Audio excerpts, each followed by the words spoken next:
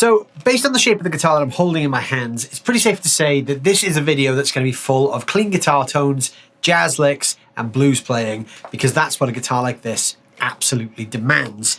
Now, of course, I am joking. In this video, we're going to be checking out this guitar, which is an incredibly priced, budget, high-gain rock and metal machine from the guys at Spira. This is the V-400.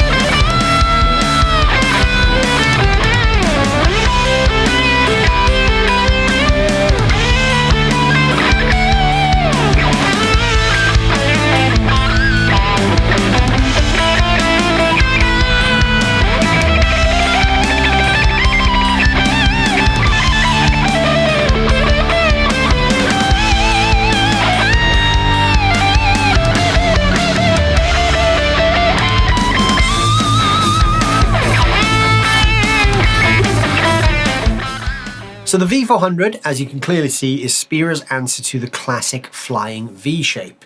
Now the V is not a shape, as you can imagine, that appeals to every single guitar player out there. It's quite a divisive shape. It's been around for a long, long time in one way or another, but it's always been a shape that guitar players either love or hate.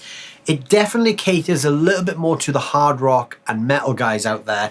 You're very unlikely to start seeing some jazz or blues guys leaning into one of these things. As well as looking the part, the V-400 is also incredibly affordable. It's actually from Spira's cheapest line, which is the 400 series. And in the UK, this particular guitar retails at just over £300. You can see some links for this down below in the description.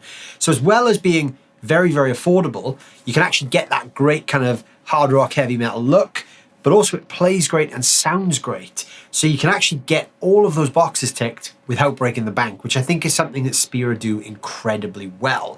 I've also done a video on the S400, which is like a super strat variation from the same series.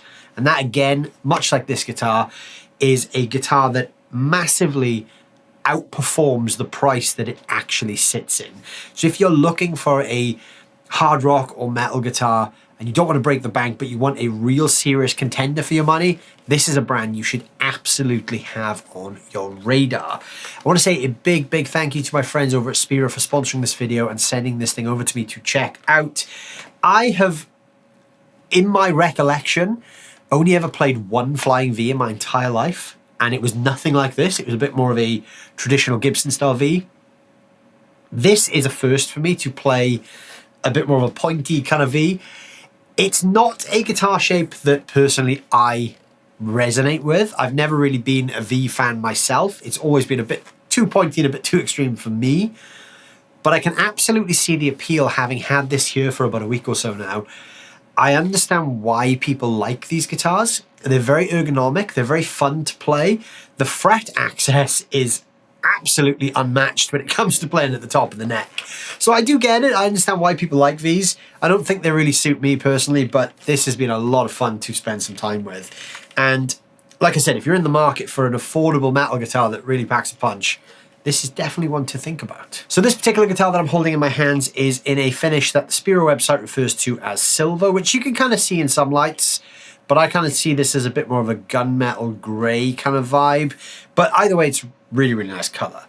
The body of this is roasted poplar, and much like the S400 that I talked about in my other video, the roasting process is great because it's drawing all the moisture out of the wood, makes the wood a little bit more stable, great for changing tunings. If you're a gigging musician especially, you're moving between different temperatures and different humidities, it can really help kind of keep everything in check. Obviously, we've got the V body shape. Even though this is quite a big guitar in terms of like how far this comes out, It's not super heavy. I don't know what the exact weight is, but it's pretty lightweight considering. On top of this, we've got two humbuckers. These are Spira's own villain humbuckers. Much like the S400, I don't know what the neck pickup output is, but the bridge pickup is a 12K ceramic output. So pretty punchy, great for those high gain rock and metal riffs.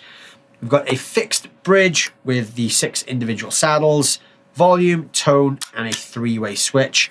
There's nothing here like coil splits or anything because, you know, you're not buying this for the single coil sounds, let's face it. And then we have a roasted maple neck, which is a 25.5-inch scale. On top of that, we've got high-grade Ebony Tech fretboard, which exactly like the S400 is like a kind of manufactured synthetic variation of ebony that looks, feels, and performs like real ebony, but doesn't cost as much. And on top of that, we've got 24 jumbo frets. Then up at the top end, we've got, once again, the very cool Spira reverse headstock shape. We've got a new bone nut, which is, again, is a synthetic material that mimics the properties of a bone nut. This string mute, once again, which I really like that Spira are including these, because what these do is these mute the strings behind the nut and remove any kind of sympathetic vibrations that happen up here when you're playing. Especially if you're playing in lower tunings, you can get all kinds of ringing from up here. So this little device here, that's just a Velcro clip, just stops that happening. And this guitar also has the Spira branded locking tuners, which, again, like the S400, feel really solid. I've not had any tuning issues with this guitar since I got it here. They feel good, the mechanics are good on them, so all in all, a pretty solid guitar. It's also worth noting that the neck on this is a bolt-on style neck construction, and the input jack's actually on the rear of the guitar down here. This is behind where the volume and tone controls are. On some V-style guitars, you may have the jack on the top, or I have seen it in the upper horn before, but Spira have opted for this rear-mounted one, which is quite nice because it kind of keeps the cable out of the way when you're playing as well.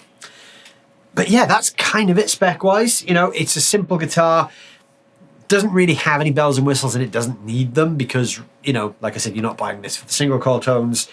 This thing is designed to just play rock and metal with, so that's what we're going to do now. I'm going to plug this thing in and we're going to hear some sounds. So I've got the Spira V-400 going through the PRS HDRX 20, and that's going into the 2-Notes Torpedo Captor X.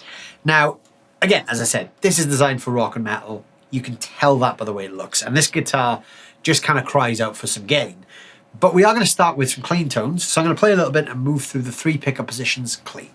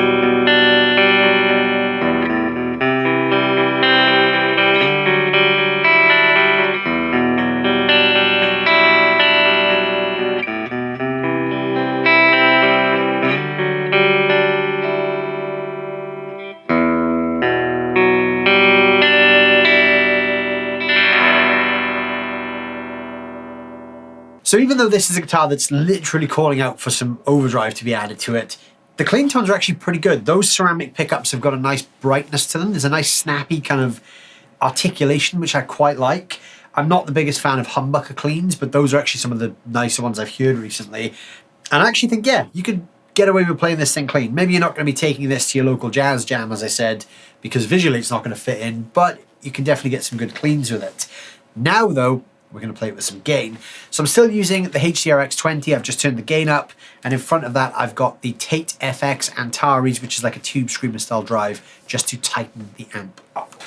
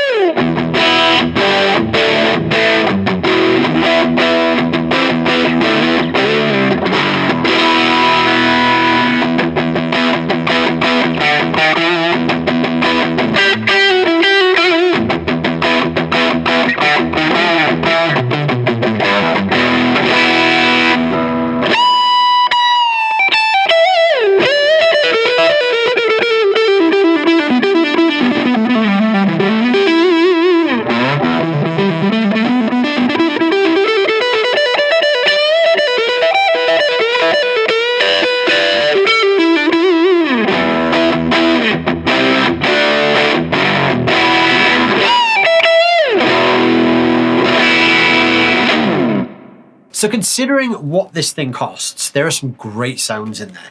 Those pickups handle gain very well. As you'd expect, you know, it's kind of designed to do that. That's exactly why Spira designed the villain humbuckers, for that exact reason.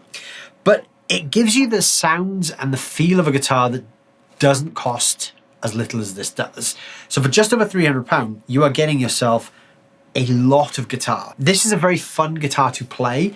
The neck is incredible. It's really smooth, really nice, very fast feeling.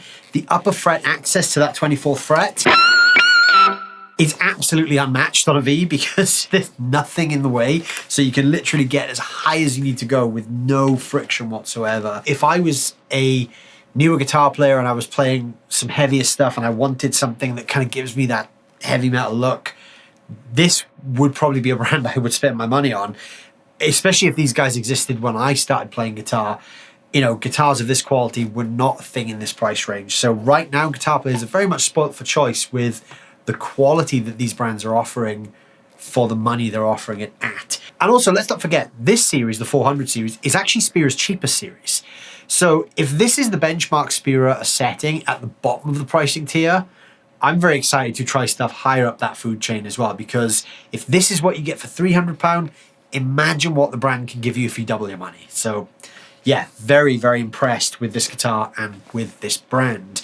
If you've tried anything from Spira, I'd love to hear your thoughts and your experiences. They are a relatively new brand, so I don't know how many of these are out there in the wild just yet. But if you do get the chance to play one, please do and let me know what you think. There are some links down below in the description where you can find out more about this guitar. And like I said, let me know what you guys think of the sounds and the visual look at this. Are you Flying V players, or are you like me and you prefer to lean a little bit more on the traditional side of things? Let me know down below in the comments, and while you're doing that, don't forget to hit the like button. If you're new to the channel, please consider subscribing as well, because that helps more than you realize. And I will see you guys very, very soon. Thank you so much for watching as always.